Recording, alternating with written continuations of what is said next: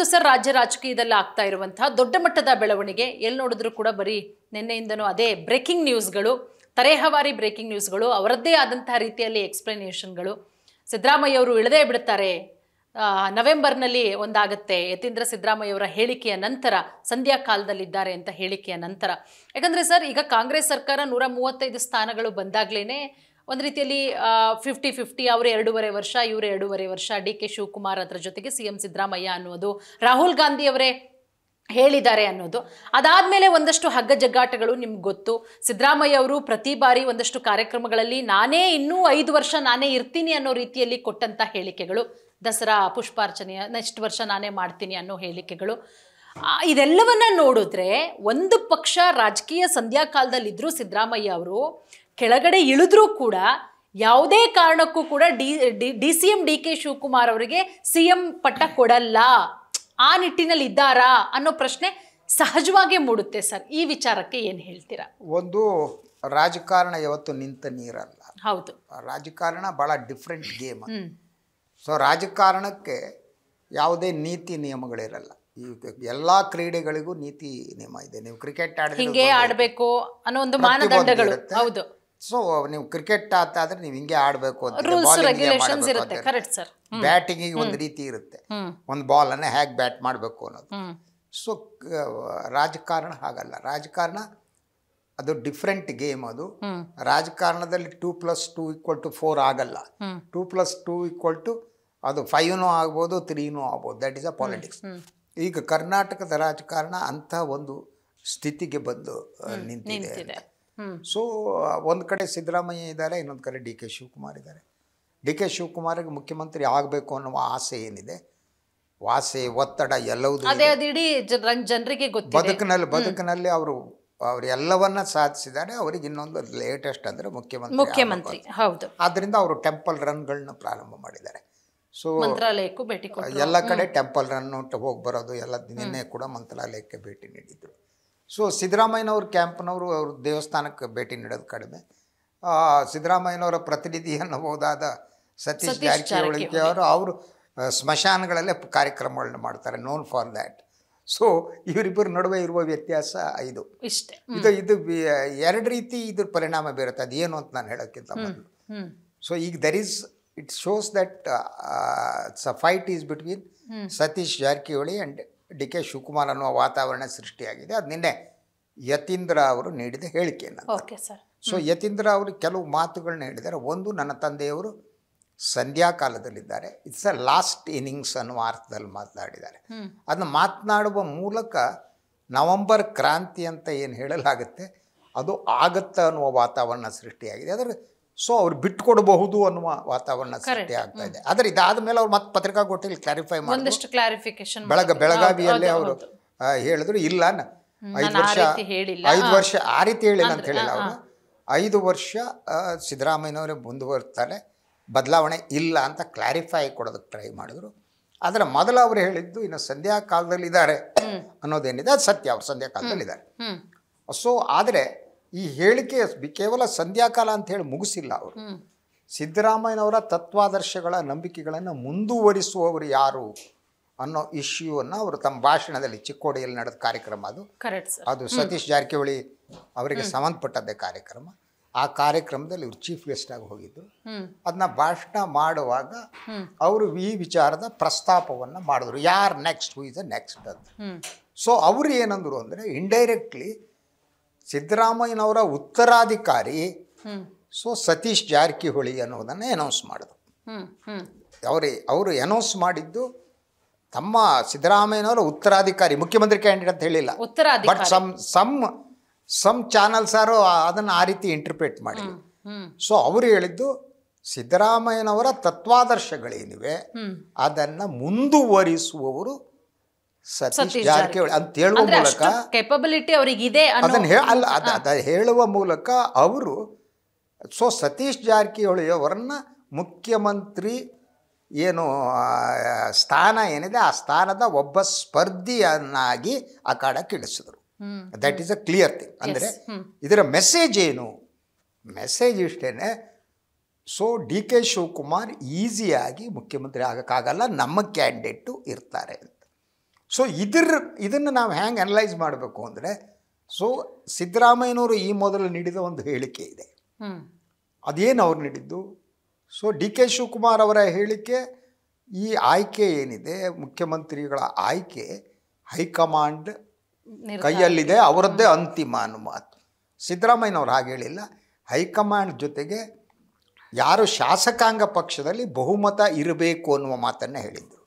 ಅದರ ಮುಂದುವರಿಕೆಯಾಗಿ ಒಂದು ಆ ಮಾತಿನ ಅರ್ಥ ಬಹುಮತ ನನಗಿದೆ ಅಥವಾ ನಮಗಿದೆ, ನನ್ನ ಗುಂಪಿಗೆ ಬಹುಮತ ಇದೆ, ಅದನ್ನು ಮೆಸೇಜ್ ಸಿದ್ದರಾಮಯ್ಯ ಕೊಟ್ಟಿದ್ದರು. ಅವರ ಪುತ್ರ ಈಗ ಕೊಟ್ಟಿದ್ದೇನು ಅಂದರೆ, ನಮ್ಮ ಕ್ಯಾಂಡಿಡೇಟ್ ಇದ್ದಾನೆ, ನೀವು ಈಸಿಯಾಗಿ ಹಾಕಾಗಲ್ಲ, ನಮಗೆ ಬಹುಮತ ಇದೆ, ನಮ್ಮ ಕ್ಯಾಂಡಿಡೇಟನ್ನು ನಾವು ಕಣಕ್ಕೆ ಇಳಿಸ್ತೀವಿ. ಅವರು ಸತೀಶ್ ಜಾರಕಿಹೊಳಿ. ಯಾಕೆಂದರೆ ಸಿದ್ದರಾಮಯ್ಯನವರ ತತ್ವಾದರ್ಶ ಏನಿದೆ ಅಂದರೆ ಅಹಿಂದ ಪರಿಕಲ್ಪನೆ ಏನಿದೆ, ಆ ಅಹಿಂದ ಪರಿಕಲ್ಪನೆಯನ್ನು ಪ್ರತಿನಿಧಿಸುವ ವ್ಯಕ್ತಿ ಸತೀಶ್ ಜಾರಕಿಹೊಳಿ ಅಂತ ಹೇಳುವ ಮೂಲಕ ಕಾಂಗ್ರೆಸ್ ಪಕ್ಷದ ಒಳಗಡೆ ಶಾಸಕಾಂಗ ಪಕ್ಷದಲ್ಲೂ ಕೂಡ ಬಹಳ ಸ್ಪಷ್ಟವಾಗಿ ಒಂದು ಡಿವೈಡನ್ನು ಕ್ರಿಯೇಟ್ ಮಾಡಿದ್ದಾರೆ ಈಗ. ಸೊ ಇದು ಈಗ ಆ ಕಾರಣಕ್ಕಾಗಿಯೇ ಡಿ ಕೆ ಶಿವಕುಮಾರ್ ಅವರಿಗೆ ನಿನ್ನೆ ಅವರ ಬಾಡಿ ಲ್ಯಾಂಗ್ವೇಜ್ನಲ್ಲಿ ಗೊತ್ತಾಗ್ತಾ ಇತ್ತು. ಅವ್ರು ಮಂತ್ರಾಲಯಕ್ಕೆ ಹೋಗಿದ್ದರು, ರಾಘವೇಂದ್ರ ಸ್ವಾಮಿಗಳ ಬೃಂದಾವನದ ಎದುರು ಕೂತಿದ್ದರು, ಆಂಜನೇಯನ ಪೂಜೆ ಮಾಡಿಸಿದ್ರು. ಆಂಜನೇಯನ ಪೂಜೆ ಮಾಡಿದ್ಮೇಲೆ ಅವರು ಪತ್ರಕರ್ತರ ಜೊತೆ ಅವರೇನು ರಿಯಾಕ್ಟ್ ಮಾಡಿಲ್ಲ. ನನಗೆ ಆಂಜನೇಯನಿಗೆ ಬಿಟ್ಟಿದ್ದು, ನಾನು ಆಂಜನೇಯನ ಭಕ್ತ, ಇದು ನಿಮ್ಮ ಜೊತೆ ಯಾಕೆ ಕೇಳಬೇಕು, ದೇವರು ಮತ್ತು ಮನುಷ್ಯರ ನಡುವಿನ ಸಂಬಂಧ, ಭಕ್ತರು ನಮ್ದು ಒಂದೇ ಅಂತ ಹೊಡೆದು ಎದ್ದು ಹೋದ್ರು. ಆದರೆ ಅಲ್ಲಿ ಪೂಜೆ ಮಾಡಿಸಿದ ಪೂಜಾರಿಗಳೇ ಇರ್ತಾರೆ. ಯೂಶ್ವಲಿ ಈ ಪೂಜಾರಿಗಳೇ ಹಾಗೆ ಇರುತ್ತೆ, ಅವರಿಗೆಲ್ಲ ಬಾಯಿಗೆ ನಿಲ್ಲಲ್ಲ. ಅವ್ರಿಗೆ ಏನು ಅವಕಾಶ ಸಿಕ್ಕರೆ ಕ್ಯಾಮ್ರಾ ಕಂಡ್ರೆ ಸಾಕು, ಭವಿಷ್ಯಾರು ಹೇಳಬೇಕು, ಏನಾದ್ರು ಮಾಡಬೇಕು, ಅದು ನಾವು ಚಾನಲ್ ಕಳಿಸ್ಬಿಟ್ಟಿದ್ದೀವಿ. ಸೊ ಅದರಿಂದ ಈ ಪೂಜಾರಿಗಳು ಜ್ಯೋತಿಷಿಗಳಿಗೆ ಕ್ಯಾಮ್ರಾ ಕಂಡಕ್ಕೆ ಒಂದು ತುರಿಕೆ ಶುರುವಾಗುತ್ತೆ, ಎಲ್ಲರೂ ತುರ್ಸ್ಕೊತಾರೆ ಅವರು. ಸೊ ಹಾಗೆ ಅವನು ಯಾರೋ ಅಲ್ಲಿ ಪೂಜೆ ಮಾಡಿಸೋದು ಆಂಜನೇಯ ಬಂದ ತಕ್ಷಣ ಇವ್ರು ಹೋಗಿ ಕೇಳಿದ್ರು, ಏನು ಸರ್ ಏನು ಅವರ ಮನಸ್ಸಿನಲ್ಲಿ ಏನು ಆಸೆ ಇದೆ ಅದನ್ನ ಕೇಳ್ಕೊಂಡಿದ್ದಾರೆ, ಅದು ಕರ್ನಾಟಕದ ಮುಖ್ಯಮಂತ್ರಿ ಆಗಬೇಕು ಅಂತ ಆಸೆ, ಅದಕ್ಕಾಗಿ ಈ ಆಂಜನೇಯನ ಪೂಜೆ ಮಾಡಲಾಗಿದೆ ಅಂತ ಹೇಳ್ಬಿಟ್ಟು, ಈ ಆಂಜನೇಯ ಅಂತ ಪವರ್ಫುಲ್ ಆಂಜನೇಯ ಮಂತ್ರಾಲಯದಲ್ಲಿ ಹೋಗ್ತಾನೆ, ಬಹಳ ಸಿಕ್ಕಾಬಡೆ ಪವರ್ಫುಲ್, ಅವನು ನೀವ್ರನ್ನು ಮುಖ್ಯಮಂತ್ರಿ ಮಾಡ್ತಾನೆ, ಹಾಗೆ ಆಗ್ತಾರೆ ಅಂತ ಏನಾಸ್ ಮಾಡಾಕ್ಬಿಟ್ರು. ಅದರಿಂದ ಆದದ್ದೇನು ಅಂದರೆ, ಟೆಂಪಲ್ ರನ್ ಮಾಡ್ತಾ ಇರುವಂಥ ಡಿ ಕೆ ಶಿವಕುಮಾರ್ ಅವರು ಎಲ್ಲ ಕಡೆ ಹೋಗಿ ದೇವರ ಮುಂದೆ ಬೇಡಿಕೆ ಇಡ್ತಿದ್ದಾರೆ, ನನ್ನ ಮಾಡ್ರಯ್ಯ. ಅವರಿಗೆ ಇರುವ ನಂಬಿಕೆ ಅಂದರೆ ಕಾಂಗ್ರೆಸ್ ಹೈಕಮಾಂಡ್ ಮಾತ್ರ. ಒಂದೊಮ್ಮೆ ಶಾಸಕಾಂಗ ಪಕ್ಷದ ಒಳಗಡೆ ಮುಂದಿನ ಮುಖ್ಯಮಂತ್ರಿ ಯಾರಾಗಬೇಕು ಅನ್ನುವುದು ಮತ ಹಾಕುವ ಮೂಲಕನೋ ಅವರ ಯಾರಿಗೆ ಬೆಂಬಲ ಇದೆ ಅನ್ನೋ ಮೂಲಕ ಆಗುತ್ತೆ ಅಂತಂದರೆ he will be in trouble. ಯಾಕಂದರೆ ಶಾಸಕಾಂಗ ಪಕ್ಷದ ಒಳಗಡೆ ಅವ್ರಿಗೆ ಬೇಕಾದ ಇಲ್ಲ, 40-50 ಅಂತ ಇರ್ಬೋದು, 50 ಅಂದ್ಕೊಳ್ಳಿ. ಇವರಿಗೆ 50 ಇದ್ದರೂ ಕೂಡ ಸಿದ್ದರಾಮಯ್ಯನ ಗುಂಪಿಗೆ ಹೆಚ್ಚು ಬೆಂಬಲಿಗರಿದ್ದಾರೆ. ಆದ್ದರಿಂದ ನೀವು ಹೋಗ್ಬಿಟ್ಟು ಕಾಂಗ್ರೆಸ್ ಹೈಕಮಾಂಡ್ ಮೇಲೆ ಪ್ರೆಷರ್ ಹಾಕಿಸಿ ಇನ್ನೊಂದು ಮಾಡಿಬಿಟ್ಟು ಇದನ್ನೇ ಆಗಲಿ ಮತದಾನ ಆಗಲಿ ಶಾಸಕ ಪಕ್ಷ ಒಳಗಡೆ ಅಂದ್ಬಿಟ್ರೆ ಡಿ ಕೆ ಡಮಾರ್. ಸೊ ಆ ಕಾರಣಕ್ಕಾಗ ದೇವರು ಬೆಂಬಲ ಮಾಡ್ತಿದ್ದಾರೆ, ಇವರು ಇದು ಮಾಡ್ತಾರೆ. ಆದರೆ ಕಾಂಗ್ರೆಸ್ ಹಿಸ್ಟ್ರಿಯಲ್ಲಿ ಯಾವತ್ತೂ ಕೂಡ ಮುಖ್ಯಮಂತ್ರಿಗಳನ್ನ ಮೇಲಿಂದನೇ ಹೇರಲಾಗಿದೆ. ಅವ್ರಿಗೆಂದು ಕೂಡ ಡೆಮೊಕ್ರೆಟಿಕ್ ಆಗಿ ಕಾಂಗ್ರೆಸ್ ಆಗಲಿ ಬಿ ಜೆ ಪಿ ಆಗಲಿ, ಡೆಮೊಕ್ರಸಿ ಎಲ್ಲ ಹೊರಟೋಗಿದೆ. ಈಗ ಯಾರಿಗೆ ಬೆಂಬಲ ಇದೆ ಅವ್ರನ್ನ ಮಾಡಬೇಕು ಅನ್ನೋ ಸಿಚುವೇಶನ್ ಯಾವ ರಾಜಕೀಯ ಪಕ್ಷದಲ್ಲೂ ಇಲ್ಲ, ಎಲ್ಲರ ಕೈಲಿದೆ. ಬಿ ಜೆ ಪಿಲಾದರೆ ಮೋದಿ ಅಮಿತ್ ಶಾ ಹೇಳಿದ್ದು ಫೈನಲ್ಲು, ಜೆ ಡಿ ಎಸ್ನಲ್ಲಾದರೆ ಅವ್ರ ಫ್ಯಾಮಿಲಿಯವ್ರು ಯಾರು ಹೇಳಿದ್ದು ಫೈನಲ್ಲು, ಇಲ್ಲಿ ಕಾಂಗ್ರೆಸ್ನಲ್ಲಾದರೆ ನೆಹರು ಕುಟುಂಬ ಅವ್ರು ಹೇಳಿದ್ದು ಫೈನಲ್. ಸೊ ಆದ್ದರಿಂದ ಇವರು ಯತ್ನ ಇದು. ಅಲ್ಟಿಮೇಟ್ಲಿ ಹೈಕಮಾಂಡ್ ರಾಹುಲ್ ಗಾಂಧಿ ಕೂತ್ಕೊಂಡು ಇಲ್ಲರಿ ಡಿ ಕೆನೆ ಅಂತಂದರೆ ಮುಗಿದೋಯ್ತಲ್ಲಿ ಕ್ಲೋಸ್. ಇವರಿಗೆ ಪ್ರತಿಭಟಿಸುವ ಶಕ್ತಿ ಇಲ್ಲದೆ ಇರ್ಬೋದು. ಸೊ ಆ ನಡುವೆ ಬೇರೆ ಬೇರೆ ಎನಾಲಿಸ್ ಮಾಡಲಾಗ್ತಾ ಇದೆ. ಇದರಲ್ಲಿ ಸಿದ್ದರಾಮಯ್ಯ ಬೇರೆ ಪಕ್ಷ ಮಾಡ್ತಾರೆ, ಮತ್ತೊಂದು ಇಂಥದ್ದು ನೋಡಿದೆ, ಅದೆಲ್ಲ ಮಾಡಲ್ಲ ಈ ವಯಸ್ಸಿನಲ್ಲಿ. That is wrong. ವಯಸ್ಸಾಗಿದೆ, ಈಗ ರಾಜಕೀಯ ಪಕ್ಷ ಅವ್ರು ಕಟ್ಟಲ್ಲ. ಈಗಲ್ಲ, ಆವಾಗಲೇ ನಾವು ಅಹಿಂದ ಮಾಡಿದಾಗಲೇ ನನ್ನ ಹತ್ರನೇ ಹೇಳಿದ್ರು, ನಾನೇ ಕೇಳಿದ್ದೆ, ಇದು ರಾಜಕೀಯ ಪಕ್ಷವಾಗಿ ಮಾಡ್ತೀರಾ ಸಾರ್ ಅಂತ, ಕಾಂಗ್ರೆಸ್ಸಿಗೆ ಬರೋಕ್ಕಿಂತ ಮೊದಲು. ಆಗ ನಾನು ಪ್ರೈವೇಟಾಗಿ ಕೂತಾಗ ಹೇಳಿದ್ದು, ಇಲ್ಲರಿ ದುಡ್ಡಿಲ್ಲ ಅಷ್ಟು ಅಂತೇಳಿ. ಈಗ ದುಡ್ಡಿದೆ, ಈಗ ದುಡ್ಡಿನ ಪ್ರಾಬ್ಲಮ್ ಏನಿಲ್ಲ ಅವರಿಗೆ. ಆದರೆ ಆ ಒಂದು ರಿಸ್ಕ್ ತಗೊಳ್ಳಲ್ಲ ಅವರು. ಆದ್ದರಿಂದ ಅಲ್ಟಿಮೇಟ್ಲಿ ಕಾಂಗ್ರೆಸ್ ಹೈಕಮಾಂಡ್ ಏನು ಮಾಡುತ್ತೆ ಅನ್ನೋದು ಮುಖ್ಯ. ಅವ್ರು ಈ ಪ್ರೆಷರಿಗೆ ಹೇಗೆ ಈ ಅಹಿಂದ ಪ್ರೆಷರ್ ಇದೆಯಲ್ಲ, ಈ ಪ್ರೆಷರನ್ನು ಹ್ಯಾಕ್ ತಪ್ಪಿಸ್ಕೊತಾರೆ. ಸರಿ, ಕಾಂಗ್ರೆಸ್ ಹೈಕಮಾಂಡು ಯಾವ ರೀತಿ ಹ್ಯಾಂಡಲ್ ಮಾಡುತ್ತೆ ಅನ್ನೋದೇ ಇವಾಗಿರೋದು. ಈ ಕಡೆ ಡಿ ಕೆ ಶಿವಕುಮಾರ್ ಅದನ್ನೇ ಅಲ್ಲ, ಅಲ್ಟಿಮೇಟ್ಲಿ ಅವ್ರು ಹೇಳ್ಬೋದು ಡಿ ಕೆನೇ ಮಾಡ್ತೀವಿ, ಅವ್ರು ಪಾಪ ಇಷ್ಟು ವರ್ಷದಿಂದ ಪಕ್ಷಕ್ಕೆ ಸರ್ವ್ ಬಟ್ ಮಾಡಿದ್ದಾರೆ. ಸಿದ್ದರಾಮಯ್ಯ ಅವರು ಬಣ ಬಿಡಬೇಕಲ್ಲ. ಅಲ್ಲಲ್ಲ, ಅವರು ಅಲ್ಟಿಮೇಟ್ಲಿ ರಾಹುಲ್ ಗಾಂಧಿ ನಾವು ಸೋನಿಯಾ ಗಾಂಧಿ ಹೇಳಿದ್ರೆ ಇನ್ನೇನು ಮಾಡ್ತಾರೆ? ಅಲ್ಲಿವರೆಗೆ ಒಂದು ಪ್ರೆಷರ್ ಹಾಕ್ತಾರೆ. ಆಲ್ ದೀಸ್ ಥಿಂಗ್ಸ್ ಇಸ್ ಪಾಲಿಟಿಕ್ಸಲ್ಲಿ ಒಂದು ಪ್ರೆಷರ್ ಟ್ಯಾಕ್ಟಿಕ್ಸ್ ಅಂತ. ಅಂತಿಮವಾಗುವವರೆಗೆ ಒಂದು ಒತ್ತಡವನ್ನು ಹಾಕ್ತಾ ಹಾಕ್ತಾ ಹಾಕ್ತಾ ತಂಪಾಲ್ ಕೇಳ್ತಾರೆ. ಈಗ DK ಶಿವಕುಮಾರ್ ಹೇಳ್ತಾರೆ, ನಾನು ಕೆಲಸ ಮಾಡಿದ್ದೇನಪ್ಪ, ಕೂಲಿ ಕೊಡಿ ಅಂತ. ಅವ್ರ ಕೂಲಿ ಅದು. ಇಷ್ಟು ವರ್ಷ ನಾನು ಕಾಂಗ್ರೆಸ್ ಸಲುವಾಗಿ ಕೆಲಸ ಮಾಡಿದ್ದೀನಿ, ಸಂಪನ್ಮೂಲವನ್ನು ಕೊಟ್ಟಿದ್ದೀನಿ. 15 ವರ್ಷಗಳಿಂದ ಎಲ್ಲಿ ಇಲೆಕ್ಷನ್ ಆದರೂ DK ಶಿವಕುಮಾರ್ ದುಡ್ಡು ಕಳಿಸಿದ್ದಾರೆ, ನಂಗೆ ಗೊತ್ತು. ಹೌದು ಸರ್. ನಾನು ದುಡ್ಡು ಕೊಟ್ಟಿದ್ದೀನಿ, ನಾನು ಕೊಡರೇ ಅಂತ. ನಾನು ಕೂಲಿ ಮಾಡಿ ಕೆಲಸ ಮಾಡಿ ಕೂಲಿ ಕೊಡಿ ಅಂತಾರೆ. ಸಿದ್ದರಾಮಯ್ಯ ಗುಂಪು ಸುಮ್ಮನೆ ಇರಲ್ಲ. ನಮ್ಮ ವರ್ಚಸ್ಸು ನಮ್ಮ ಇಮೇಜಿಂದ ಬಂದಿದೆ ಪಕ್ಷ, ಅಹಿಂದ ಸ್ಟ್ರೆಂತಿಂದ ಬಂದಿದೆ. ಸೊ ನೀವು ಕರ್ನಾಟಕದಲ್ಲಿ ಯಾರು DK ಶಿವಕುಮಾರ್ ಬೆಂಬಲಿಸ್ತಾರೆ ಆ ಕಮ್ಯುನಿಟಿಗಳು ಏನಿವೆ ಅವರೆಲ್ಲ JDS BJP ಕಡೆಯವರು. ನಮ್ಮ ಕಡೆ ಅಲ್ಲ, ನಮ್ಮ ಕಡೆ ಸ್ಟ್ರೆಂತ್ ಯಾವುದು? ಅಹಿಂದ. ಆದ್ದರಿಂದ ಅಹಿಂದ ನಾಯಕರು ಕೊಡಿ ಅಂತ ಇವ್ರು ಪ್ರೆಷರ್ ಹಾಕ್ತಾರೆ. It will have U see that political implications ಅಂತೀವಿ. ಆ ಇಂಪ್ಲಿಕೇಶನ್ ಬೇರೆ ಬೇರೆ ರೀತಿ ಆಗುತ್ತೆ. ಬಟ್ ಅಲ್ಲಿಯವರೆಗೆ ಈ ಪ್ರೆಷರ್ ಇರುತ್ತೆ. ಖಂಡಿತ ಸರ್. ನೋಡೋಣ ಸರ್, ಈಗ ಒಂದು ರೀತಿಯಲ್ಲಿ ಹೆಂಗಾಗ್ಬಿಟ್ಟಿದೆ ಅಂದರೆ, ಈಗ ರಾಜಕೀಯ ಹೈಡ್ರಾಮಾ ಶುರುವಾಗ್ಬಿಟ್ಟಿದೆ ಕಾಂಗ್ರೆಸ್ನಲ್ಲಿ. ಸೊ ಇದನ್ನು ಯಾವ ರೀತಿ ಕಾಂಗ್ರೆಸ್ ಹೈಕಮಾಂಡ್ ಹ್ಯಾಂಡಲ್ ಮಾಡುತ್ತೆ, ಏನಾಗಬಹುದು? CM DK ಶಿವಕುಮಾರ್ ಅವರಿಗೆ ಈ ಬೆಳವಣಿಗೆ, ಈ ಯತೀಂದ್ರ ಸಿದ್ದರಾಮಯ್ಯ ಅವರು ಕೊಟ್ಟಿರುವಂಥ ಹೇಳಿಕೆ, ಈಗ ಸತೀಶ್ ಜಾರಕಿಹೊಳಿ ಅವರ ಹೆಸರು ಮುನ್ನೆಲೆಗೆ ಬರ್ತಾ ಇರೋದು, ಎಲ್ಲ ಒಂದು ಕಡೆ ಢವಢವ ಅಂತೂ ಶುರುವಾಗಿದೆ ಅಲ್ವಾ ಸರ್?